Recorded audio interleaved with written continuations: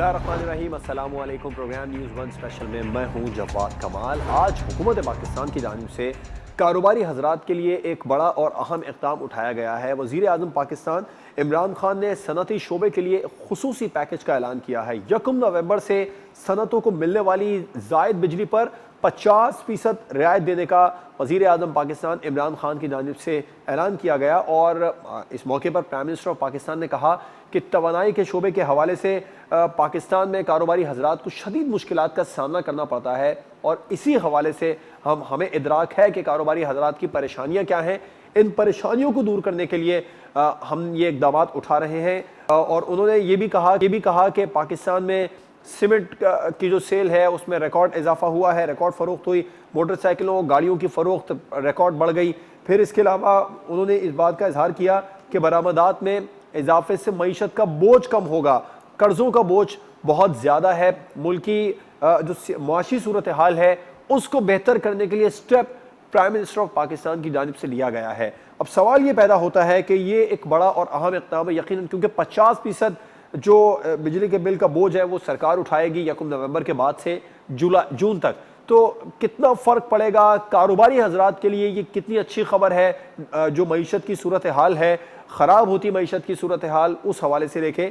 और एक और अहम सवाल है वो ये है कि हुकूमती जो दावे हैं कारोबार के को बेहतर करने के, मईशत को बेहतर करने के, सूरत हाल इसके बरक्स ही क्यों नज़र आती है। आम आदमी जो है वो उस तक रिलीफ आखिर कब तक पहुंचेगा, क्योंकि हुकूमती जो दावे हैं वो वादे हैं, पहले दिन से अवाम देख रहे हैं, लेकिन अवाम तक इसके समरात किसी सूरत अब तक नहीं पहुंचे हैं। अब प्राइम मिनिस्टर साहब खुद भी तवक्को कर रहे हैं कि इस पैकेज से बरामदात में इजाफा होगा तो मुल्क की मईशत बेहतर होगी, आम आदमी तक इसके असरात पहुंचेंगे, क्योंकि जब रोज़गार बढ़ेगा इससे गुर्बत कम हो जाएगी। प्रोग्राम के दूसरे हिस्से में हम बात करेंगे अपोजिशन की तहरीक के हवाले से। हुकूमत और अपोजिशन की जो आपस में लड़ाई चल रही है, इसमें बज़ाहिर तो ऐसे लग रहा है कि एक बड़ा डेडलॉक आ गया है। ये डेडलॉक कैसे ख़त्म हो सकता है? क्या कोई बड़ा सियासी बहरान आने वाला है? और जो मुल्की सियासत में एक बार फिर से रहनुमाओं की जानिब से क़ब्ल वक्त इंतखाबात की बात हो रही है, तो क्या कोई मिड टर्म इलेक्शन के असरात हैं या फिर इन हाउस तब्दीली की तरफ अपोजिशन जा सकती है? अपोजिशन अपने बयानियों को सख्त से सख्त तर करती जा रही है, उसमें किसी किस्म की कोई नरमी नहीं आ रही। और इसी हवाले से हुकूमती मुज़रा के बयानात, खुद प्राइम मिनिस्टर साहब के बयानात में भी कोई नरमी नहीं आ रही है। वो भी मुसलसल यही कह रहे हैं कोई एनआरओ नहीं होगा, कोई डायलॉग नहीं होगा। तो क्या होगा अपोजिशन और हुकूमत की जो लड़ाई है, इसका अंजाम क्या होगा? इसके अलावा प्रोग्राम के आखिर में बात अमरीकी सदारती इंतखाबात की करेंगे। पाकिस्तान में इस सदारती इंतखाबात के क्या असरात मुरत्तब होंगे? ट्रंप या जो बाइडन, इन दोनों के दरमियान कांटे का मुकाबला है। और जो अब तक इत्तलात पहुंची हैं उनके मुताबिक मुकाबला जो है वो तगड़ा ही जारी है। कुछ रियासतों में जो बाइडन, कुछ रियासतों में ट्रंप के जो हामी हैं वो जीत का दावा करते नजर आ रहे हैं। बहरहाल जीत किसकी होगी, ट्रंप या बाइडन, इन दोनों में से किसकी जीत पाकिस्तान के लिए बेहतर होगी, खित्ते के लिए बेहतर होगी? और प्रोग्राम में इस पर बात करेंगे कि अमरीकी इंतखाबात के नताइज जो हैं वो पाकिस्तान के लिए कितने अहम हैं। एक ब्रेक के बाद बाकायदा तौर पर डिस्कशन का आगाज़ करेंगे और ब्रेक के बाद ही मैं अपने मेहमानों का तारुफ करवाऊंगा।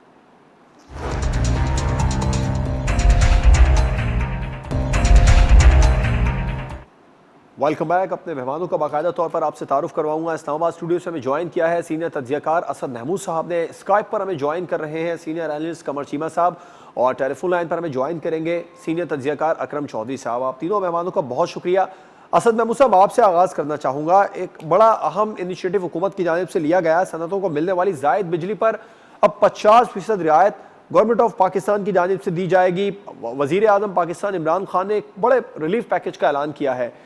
क्या इससे कोई फ़र्क पड़ेगा पाकिस्तान की मईशत पर, कारोबार पर, या ये भी सिर्फ दावे और वादों की तरह ही नज़र आएगा? बिस्मिल्लाहिर्रहमानिर्रहीम, thank you very much Jawad. बिल्कुल मैं समझता हूँ कि इस चीज़ का कि बिजली के टैरिफ के अंदर मैं काफ़ी दिनों से इंतज़ार में था कि जब इन्होंने मुख्तलिफ़ तरह की IPPs कंपनीज़ के साथ जिस तरह का इन्होंने ORIG के वेंट इनटू डील कह लें या उनको ओवरऑल हिसाब किताब सारा कुछ किया, तो ख़ुद हुकूमत ने कहा था जी कि हम बिल्कुल ये रिलीफ प्रोवाइड करेंगे, लोगों को भी देंगे और सर्टली आप फैक्ट्रीज़ की भी बात करते हैं।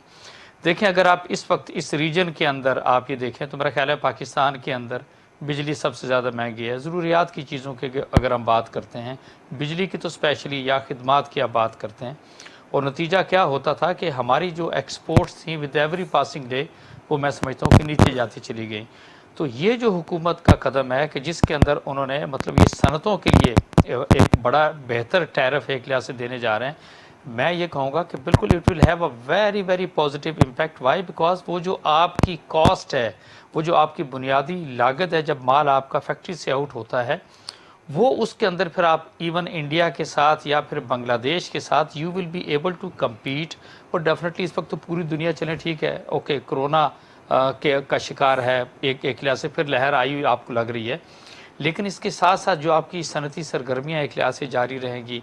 एक्सपोर्ट की तरफ आप देख लें कि ये पहली दफ़ा हुआ ऐसा कि आपका जो ट्रेड डेफिसिट है या करंट अकाउंट का जो डेफिसिट है उसको you have been able to cover up. तो मैं ये समझता हूँ कि हाँ, ये सारा कुछ तो हुकूमत करने में कामयाब हो रही है, लेकिन उसी के साथ मैं समझता हूँ ये जो इलेक्ट्रिसिटी का जो रिलीफ है, ये सिर्फ आप सनतों तक मत इसको महदूद रखें, आम लोगों को भी बहुत ज़्यादा मुश्किलात है। मैं आपसे ये बताऊं, पिछली जो हुकूमतें गुजरी कोई ऐसा नहीं था कि आप मैं ये कहूँ कि नहीं उनके यहाँ कोई बिजली के रेट को कम थे या गैस के, लेकिन सर्टली इस हुकूमत के अंदर भी आके बिजली और गैस के रेट वो काफ़ी बढ़ाए गए हैं।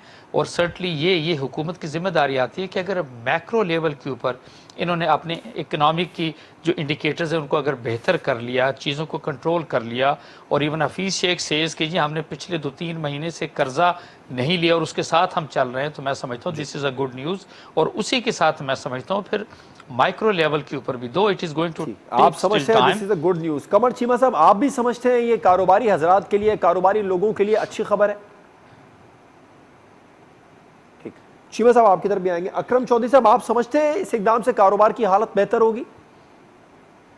देखिए, सूरत हाल ये है कि इस वक्त हमारे जो नेक्स्ट डोर हैं भारत बांग्लादेश, दोनों कोरोना का बुरी तरह शिकार हैं, और जो बड़ी मल्टीनेशनल कंपनियां हैं वो पाकिस्तान की तरफ रुजू कर रही हैं। इसकी टाइमिंग बड़ी इम्पोर्टेंट है, और हुकूमत ने ऑन टाइम एक ऐसा डिसीजन लिया है कि अपने इंडस्ट्रियलिस्ट को कंफर्टेबल करने जा रही है जी। वो कि इस वक्त भी पाकिस्तान की एक्सपोर्ट अपनी गुज़श्ता दहाइयों के मुकाबले लेकिन में चीमा बहुत साहब, बेहतर गवर्नमेंट हुई है। मुसलसल कोई भी इकदाम करने बैठती है, कोई भी फैसला करती है ये मईशत की बेहतरी के हवाले से, वो दावा यही करती है कि इससे बहुत फर्क पड़ेगा कारोबार में, कारोबारी हालत बेहतर हो जाएगी, लेकिन ऐसा हो नहीं पा रहा। ऐसा नहीं है, ये दावा नहीं है। आपको इसके लिए फिर स्टैटिस्टिक्स को देखना पड़ेगा। इस वक्त पाकिस्तान के एक्सपोर्ट के इशारे डेफिनेटली बहुत बेहतर हो रहे हैं। पाकिस्तान में टेक्सटाइल की जो मैन्युफैक्चरिंग है, हमारे पास अगले 1 साल तक नए ऑर्डर लेने की कैपेसिटी नहीं है। इसी तरह आपकी सीमेंट की इंडस्ट्री जो है, ये कोई हिडन इंफॉर्मेशन नहीं है, सबके पास अवेलेबल है, इंडस्ट्री आपके पास अवेलेबल है, वो रेस कर रही है, और हमने 3 टाइम प्रोडक्शन उसकी बढ़ी है, जिसपे एक्सपोर्ट भी हो रही है, लोकल कंजम्पशन भी हो रही है।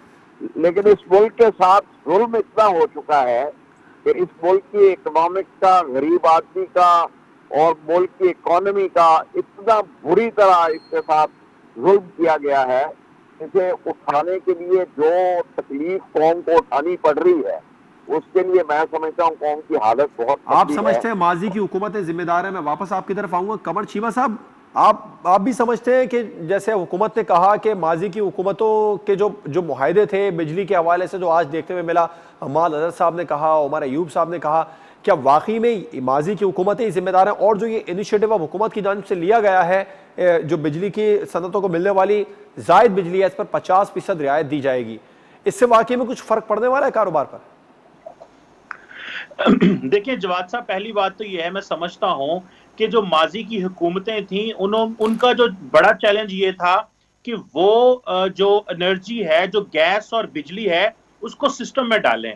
सो गैस और बिजली को सिस्टम में डालने के लिए अवेलेबल जो सूरत हाल थी, जो उन्होंने मुआहदे किए, उसमें जारी बात है कंपनीज जो हैं वो फिर अब ये तो नहीं देखती कि हम पाकिस्तान के कितना इंटरेस्ट देखेंगे, उनको तो अपने प्रॉफिट से गर्ज होता है। तो जो मुआहदे माजी की हुकूमत ने किए, उनका टारगेट यह था कि एनर्जी सिस्टम में आए, वो तो आ गई। अब सर मैं जो समझता हूं प्राइम मिनिस्टर ने जो इनिशिएटिव लिया, मेरा ख्याल है इसको एप्रिशिएट करने की जरूरत है, क्योंकि मैं समझता हूं कि अगर स्मॉल एंड मीडियम इंडस्ट्री के ऊपर फोकस किया जाता है और फोकस ये किया जाता है कि हमने मैसिव प्रोडक्शन करनी है। ये ना हो कि बड़े बड़े यूनिट्स और जो बड़े बड़े इंडस्ट्रियल यूनिट्स हैं उनको फायदा हो जाए। ये जो बड़े बड़े लोग पॉलिसी साजी में इन्फ्लुएंस करते हैं और टॉप लीडरशिप से मिलते हैं, ये ना उनके यूनिट्स को फायदा हो। ये अक्रॉस द बोर्ड ये जो लोअर और मीडियम साइज की इंडस्ट्री है उस पे आए। और अबव ऑल ये जो ऑर्डर की बात हो रही है, मैं तो समझता हूं कि जब तक प्रोडक्शन नहीं बढ़ेगी, देखिए चाइना ने तरक्की की है प्रोडक्शन के साथ, मैक्सिमम प्रोडक्शन की है, प्रोडक्शन करके उन्होंने मैक्सिमम रेवेन्यू जनरेट की है। और हमें अगर सीपैक का हिस्सा बनना है या इसके इंसेंटिव्स लेने हैं तो हमें इंडस्ट्रियल प्रोडक्शन चाहिए। और वो इंडस्ट्रियल प्रोडक्शन, ये जो मेजर्स लिए गए हैं कि हम बिजली सस्ती कर रहे हैं या अबव ऑल फेवरेबल एनवायरनमेंट, मेरा ख्याल है जो अट्रैक्ट करने की जरूरत है। ये तो अभी प्राइम मिनिस्टर ने लोकल इन्वेस्टर को, इंडस्ट्रियलिस्ट को और डोमेस्टिकली एक एनवायरनमेंट बनाने की कोशिश करें कि लोग अंदर मजबूत हों। लेकिन एक एनवायरनमेंट जो मैंने बहुत सारे लोगों को इस्लामाबाद में मिला हूं, वो ये समझते हैं कि सारे का सारा जो चीजें हैं वो चाइना को आप दे रहे हैं।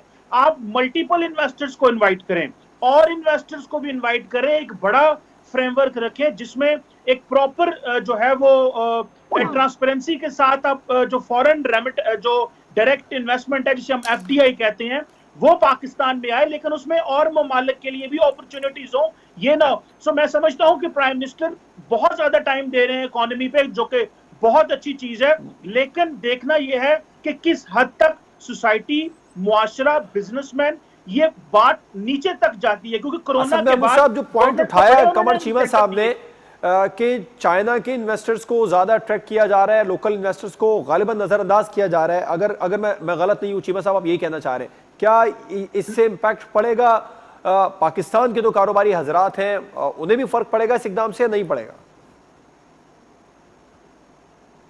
इट इज़ नॉट ओनली, देखिए चाइना के साथ तो बिल्कुल आपकी एक स्ट्रेटेजिक पार्टनरशिप है। आपके और उसके चाइना के मफादात इस वक्त बिल्कुल एक जैसे चल रहे हैं और हम किसी सूरत के अंदर ये तो कर ही नहीं सकते जी कि नहीं चाइना को अलग से ट्रीट करें या बाकी लोगों को अलग से ट्रीट करें। But at the same time मैं ये ज़रूर आपसे कहूँगा कि हाँ, जो चाइना से हमारा इन्वेस्टर आ रहा है सर्टनली पाकिस्तान के अंदर आ रहा है, पाकिस्तान के अंदर वो इन्वेस्टमेंट करने आ रहा है। But at the same time अगर इससे हट के कोई मल्टीनेशनल कंपनीज हैं, और आप मेरा ख्याल है थोड़ा सा मैं रिमाइंड भी करा दूं आपको, पिछले दिनों एक मल्टीनेशनल कंपनी थी, उन्होंने कहा जी कि उन्होंने 25 अरब देना था, वो हमें नहीं दिया, तो 1 घंटे का नोटिस था और उठा के उन्होंने उसको सील कर दिया। This gives a very negative message actually across to the investors बाहर की दुनिया के अंदर।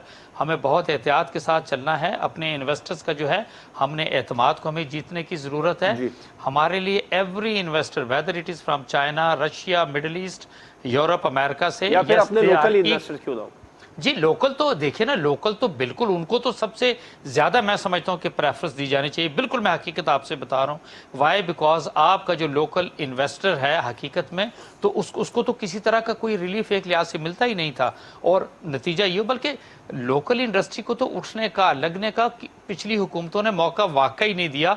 ये भले चौधरी अकरम साहब से भी आप पूछ लीजिएगा, वो कहते थे जी सामान सारे के सारा बाहर से लेकर आ जाओ, क्योंकि जिस तरह की यहाँ पर टैक्सेस थे, जिस तरह की सख्ती थी, और बाकी जो मुख्तलिफ डिपार्टमेंट पाकिस्तान के अंदर काम कर रहे थे, और लोकल इन्वेस्टर्स के लिए ज़िंदगी इतनी मुश्किल थी, तो वो कहते थे बाहर से सामान लेकर आ जाओ, वहीं से काम कर लो, क्या ज़रूरत पड़ी है पाकिस्तान में इन्वेस्टमेंट करने की। तो मैं समझता हूँ कि ease of doing business specially for Pakistani, जिसके ऊपर हमें फोकस करने की ज़रूरत है। और ये बिल्कुल ठीक है कि अगर प्राइम मिनिस्टर जो हैं वो ज़्यादा टाइम दे रहे हैं इकानमी को, मुल्क के जो दूसरी मुश्किलात हैं उसके ऊपर, तो उसी के साथ ये ease of doing business, local investors, बाहर के इन्वेस्टर्स, उनको कैसे लेके चलना है, वन विंडो ऑपरेशन एक लिहाज से कैसे होना है, और फिर जो हुकूमत के सारे इदारे हैं उनको मैं समझता हूँ कि एक हार्नेस करके एक यूज़र फ्रेंडली और फिर इन्वेस्टर फ्रेंडली उनका एटीट्यूड जब तक नहीं आएगा हम उसमें कामयाब नहीं हो सकेंगे। कामयाब नहीं हो सकते। अकरम चौधरी साहब, आप समझते हैं ठीक है इंटरनेशनल इन्वेस्टर्स को अट्रैक्ट करने के लिए इकदाम करने चाहिए जो हुकूमत कर रही है, कहीं इस तमाम तरह सूरत हाल में अपना लोकल इन्वेस्टर तो नजरअंदाज नहीं हो रहा? अपॉर्चुनिटीज होती है ना, वो आपको अपनी एफर्ट भी करनी होती है। हमारी कौम को खुद भी अपने मुल्क को बनाने और संवारने के लिए अपनी एफर्ट पुट करनी है। हुकूमत के इक़दाम कोई डिस्क्रिमिनेशन नहीं कर रहे हैं, ये सिर्फ फॉरेनर्स के लिए या अदर इन्वेस्टर्स के लिए नहीं है। इसका सबसे पहला फायदा बहरहाल पाकिस्तानी कौम को ही होगा। वो बिलवास्ता होता है या बिला वास्ता होता है, फायदा पाकिस्तानी कौम का ही है। और पाकिस्तानी कौम में बड़े ऐसे हीरे हैं जो दुनिया से आगे निकलने की सलाहियत रखते हैं। उन्हें मौका चाहिए और ये अब मौका मिलना शुरू हो गया है। 2 साल की तकलीफों के बाद लोगों को ये एहसास होने लगा है कि इस मुल्क के साथ किया हुआ जुल्म अब आहिस्ता आहिस्ता छटने लगा है और आपके मुल्क की इकॉनमी कोई ओवरनाइट ठीक होने वाली है ही नहीं है। ये इकॉनमी अगले 2-3 साल में भी लोगों को तकलीफ का एहसास कम जरूर होगा, लेकिन तकलीफें बरकरार रहेगी। हमारे साथ इतना कुछ हो चुका है कि हमें उसे बेहतर करने के लिए उसे ज्यादा एफर्ट की जरूरत है। और प्राइम मिनिस्टर जिस हिम्मत में देख रहे हैं वो थोड़े से, मैं ये समझता हूँ कि कौम की तकलीफ को इग्नोर कर रहे हैं इस वक्त, लेकिन वो मजबूरी है उनकी। अगर महंगी बिजली होगी, महंगी गैस होगी, महंगा पेट्रोल होगा, हर चीज महंगी होगी तो महंगाई कम नहीं हो सकती। हमें सबको ये अंडरस्टैंड करना है कि अगर इन 4 चीजों के साथ साथ जो कारोबारी लोग हैं उनकी कॉस्ट भी बढ़ गई है, उनकी जिंदगी में अगली जो वो भी मुश्किल हो गई है, तो लिहाजा सबसे पहले तो इन्हीं 4-5 यूटिलिटी ऑफ लाइफ को बेटर करने के लिए जरूरत थी, जिसके लिए मैं समझता हूँ कि पहला पॉजिटिव स्टेप है जो हमें आगे लेके जाने में मावनत करेगा। पहला पॉजिटिव स्टेप आगे लेकर जाने में मावनत करेगा। कमर चीमा साहब, अकरम चौधरी साहब अभी कह रहे थे कि इस तमाम तर सूरत हाल के तनाजुर में कहीं ना कहीं प्राइम मिनिस्टर साहब आम आदमी की तकलीफ को इग्नोर कर रहे हैं। ये इसका नुकसान उन्हें कितना होगा? देखिए, मैं समझता हूं कि जो बात मैं आपसे कर रहा था जी वो ये थी कि सिर्फ चाइना को, मैं ये नहीं कह रहा था कि पाकिस्तानी इन्वेस्टर जो है उसको प्रॉब्लम हो रही है।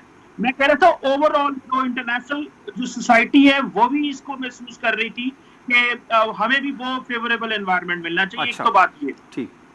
दूसरी बात यह है कि मैं समझता हूं कि ये हमारा एक तरीकाकार रहा है कि हम ट्रिकल डाउन पे बड़ा फोकस करते हैं। ट्रिकल डाउन इफेक्ट हम ये कहते हैं कि बस इतना ज्यादा हो, बड़ों को इतना दो ताकि छोटों को खुद ही मिलना शुरू हो जाए।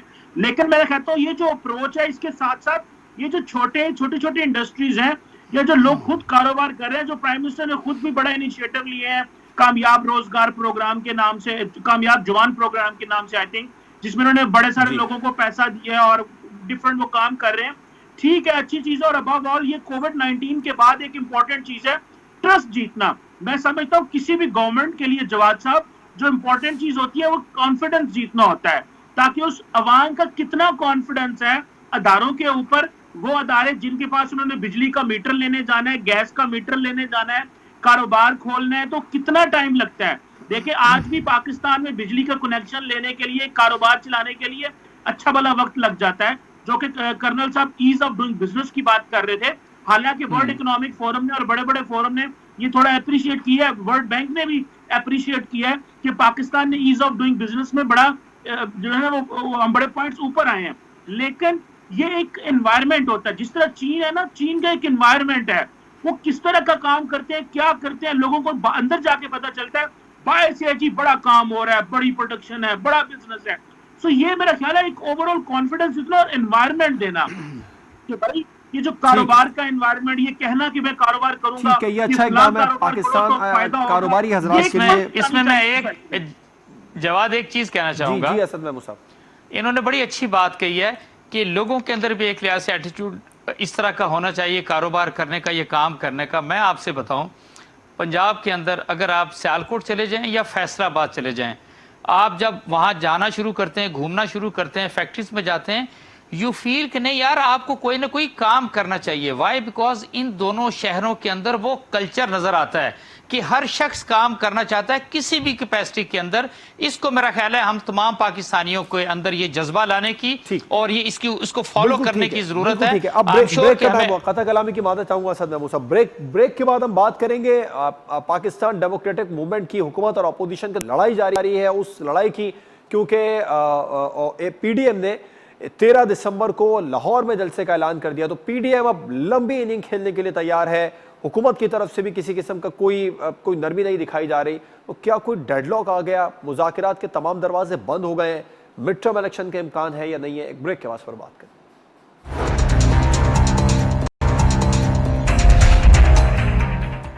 Welcome back. हुकूमत अपोजिशन लड़ाई, इसमें दोनों जानिब से कोई भी पीछे हटने को तैयार नहीं है। हुकूमत मुसलसल ये कह रही है कि कोई एनआरओ नहीं देंगे, कोई कॉम्प्रोमाइज़ नहीं होगा।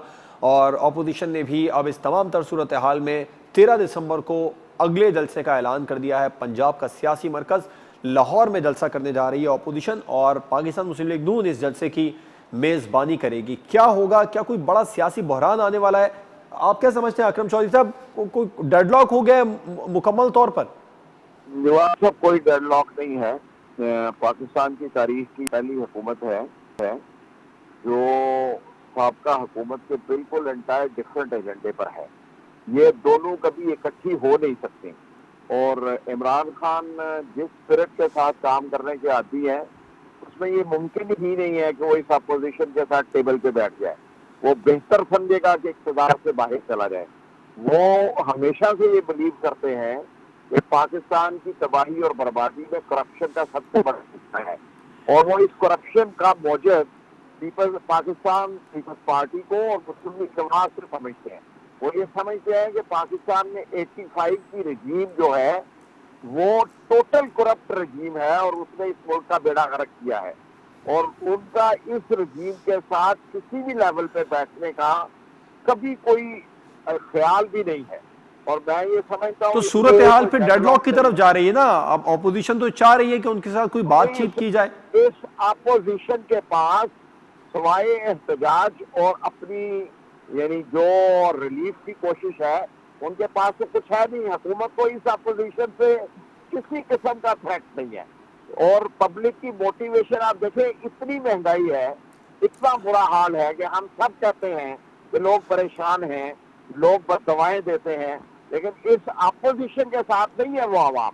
सर, अपोजिशन के तीनों जलसे एक आवाम का जमे गफीर था, इसमें कोई शक नहीं है। कराची जलसा देखें, अगर जवाब साहब एक छोटी सी बात मेरी सुन लें जी। इन्होंने जो गुजरांवाला में जलसा किया था, पूरा गुजरांवाला डिवीजन, लाहौर, शेखुपुरा, उनके पास टोटल सीटें हैं मात्रा 2-4 मौजूदा सीटों के।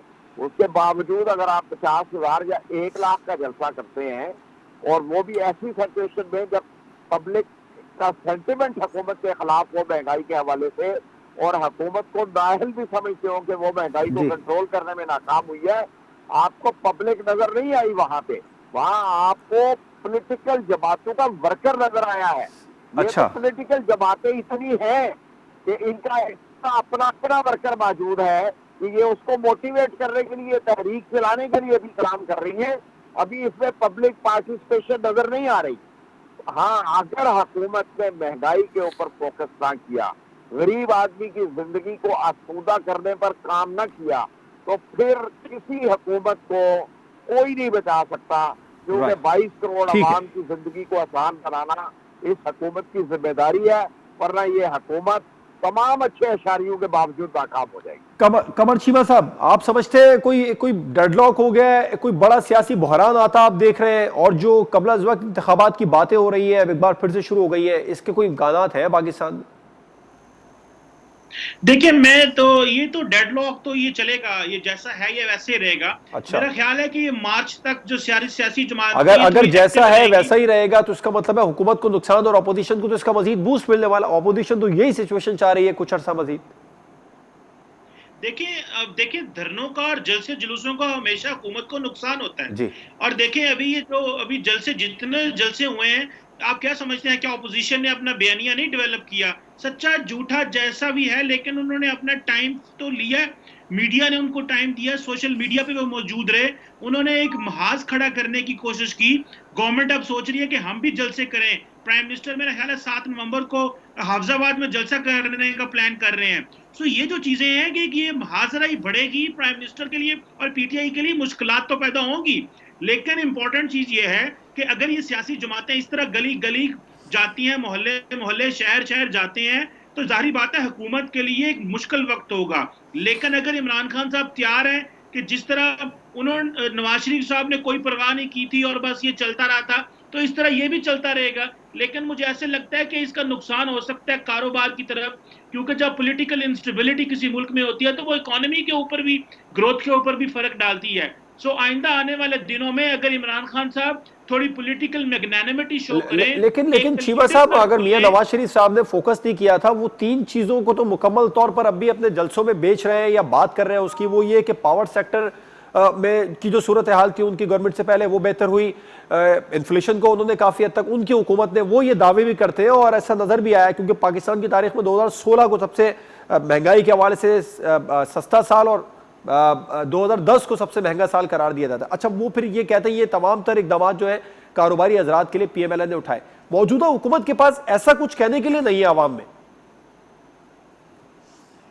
चीमा साहब, देखिए इसमें तो देखिए जी चीमा साहब,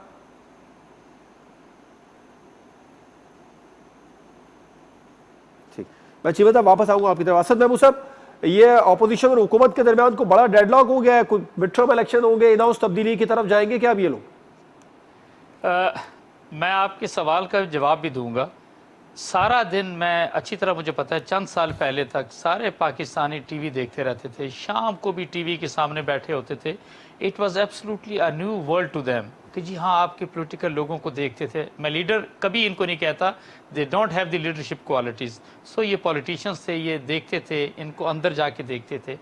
but let me tell you, ये जो पिछले चंद महीने से जिस तरह की पॉलिटिक्स आप पाकिस्तान के अंदर देख रहे हैं, जो नेगेटिविटी देख रहे हैं, और जिस तरीके से नफ़रत और लोगों को एक, आप कहते हैं कि पॉलिटिकल एक ऐसा डिवाइड अपने मुल्क के अंदर लेकर आने की कोशिश कर रही है ये पॉलिटिकल पार्टीज़ की। और स्पेशली मैं आपसे कहूँगा कि अगर अपोजिशन ऐसा कर रही है तो हुकूमत की तरफ से भी कोई ऐसी चीज़ नज़र नहीं आती कि भाई आप सिर्फ फोकस करें कि जी लोगों को आपने रिलीफ कैसे देना है। और हकीकत में आपसे बताऊँ, पाकिस्तान के अंदर बिल्कुल लोगों को ये नफरत होना शुरू हो गई पॉलिटिकल पार्टी से। ट्रस्ट में मैं आपसे बताऊं, अभी कमर चीमा साहब कह रहे थे या अपना अकरम चौधरी साहब कि जी उनका वर्कर जो है वो उनको जलसों में नजर आता है, बिकॉज आम आदमी is into different ball game. तो व्हाट आई से कि सबसे पहले तो मेरा ये तो पॉइंट आ गया आपका। मेरे पास टाइम थोड़ा कम है, यूएस इलेक्शन में बात करना आज बहुत जरूरी है। मैं चाहूंगा आपका ही पहले इस पर जवाब ले लूं जी, मुख्तसर कीजिएगा सर, आप ये भी बात कंप्लीट कर लीजिएगा। ट्रंप या बाइडेन, पाकिस्तान के लिए कौन बेहतर होगा? अच्छा, ऑलराइट, मैं इसको भी टच करता हूं। दूसरा, ये जो पॉलिटिकल पार्टीज है ना आपकी, पीपल्स पार्टी नून को ले लो, अचकजई को ले, और फिर स्पेशली मौलाना फजलुर रहमान को, ये देखिए बड़ा मुश्किल होता है। ये इक़्तिदार के अंदर थे, आगे पीछे 40-40, 60-60 गाड़ियां चल रही थी, 6-6, 8-8 घर चल रहे थे। ये सारी 11 पॉलिटिकल पार्टीज के जो लोग हैं, ये करोड़ों के बड़े बड़े घरों के अंदर और महलों के अंदर एक लिहाज से रहते हैं। इस पर आ गया पॉइंट सर, ट्रंप या बाइडेन, मुख्तसर पाकिस्तान के लिए कौन? मुख्तसर सर, वन लाइन बताऊं, सिर्फ इतना है कि पाकिस्तान को सिर्फ अपने पैरों पे खड़ा होना है। For us everybody is alike, चाहे वो जो बाइडेन आता है, चाहे ये ट्रंप रहता है। ठीक है, आप देखें ना अकरम चौधरी साहब जी, ट्रंप या बाइडेन, पाकिस्तान के लिए कौन बेहतर है? पाकिस्तान के लिए नताइज कितने अहम है? देखिए, पाकिस्तान के लिए आज मेरी राय में अमेरिका के बजाय पाकिस्तान जिसमें रीजन के साथ खड़ा है, जिसमें चाइना है, रशिया है, ईरान है, तुर्की है, मलेशिया है, पाकिस्तान को अपने आप को स्ट्रेंथन करना है। पाकिस्तान को ट्रंप हो या जो बाइडेन हो, सबके साथ चलना है। पाकिस्तान में किसी के साथ महाजराई नहीं करनी। यही पाकिस्तान ज्यादा सूट कौन करेगा पाकिस्तान को? पाकिस्तान को हर वो सूट करेगा जिसके साथ पाकिस्तान बेहतर फाइनेंशियल सिचुएशन के साथ बात करेगा। ठीक, कमर चीमा साहब, बिल्कुल ठीक है, आपको पॉइंट है। कमर चीमा साहब, आपका एक तो जवाब भी कट गया था, मुख्तसर उसे भी कंप्लीट कर लीजिए। दूसरा ये कि ट्रंप या बाइडेन, इन दोनों में से कौन पाकिस्तान के लिए बेहतर होगा? ताल्लुकात में कोई फर्क आएगा अगर बाइडेन मुंतखब हो जाते हैं तो?